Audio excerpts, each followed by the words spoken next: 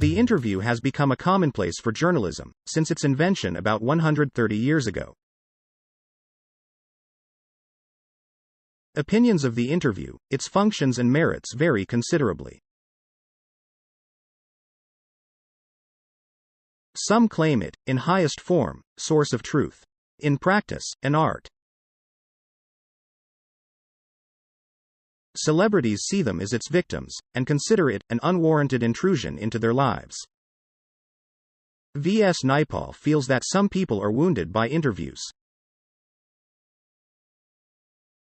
Lewis Carroll had a just horror of the interviewer, and never agreed to be interviewed.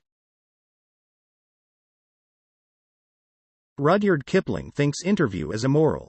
It's like a crime and merits punishment. But few years before, he himself interviewed Mark Twain. H. G. Wells referred the interviewing ordeal. But he interviewed Joseph Stalin. Saul Bellow once described interviews as thumbprints on windpipe.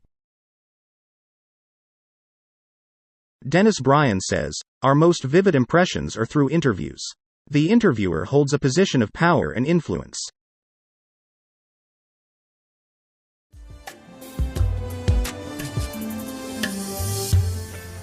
It is an extract from an interview of Umberto Eco. A professor, a scholar for ideas on semiotics, literary interpretation and medieval aesthetics. Then he turned to writing fictions. He acquired intellectual superstardom with the publication of The Name of the Rose, which sold 10 to 15 million copies. He says the universe mostly comprises of empty spaces. Similarly, he works in the interstices, that is, wasted time. He does narrative writing. He gave his dissertation as a story of the research. His professor appreciated and published it.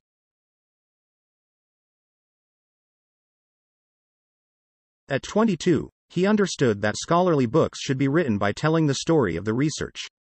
He started writing novels at about 50. His friend Roland Barthes, an essayist, always wanted to do creative writing, but died before.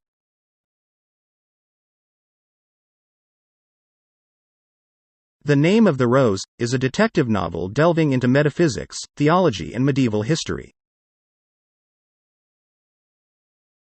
He was not puzzled at the success of his novel, but journalists and publishers were. He says if the novel was written 10 years earlier or later, it wouldn't get that success. Why it succeeded at that time is a mystery. Subscribe for more Vidas.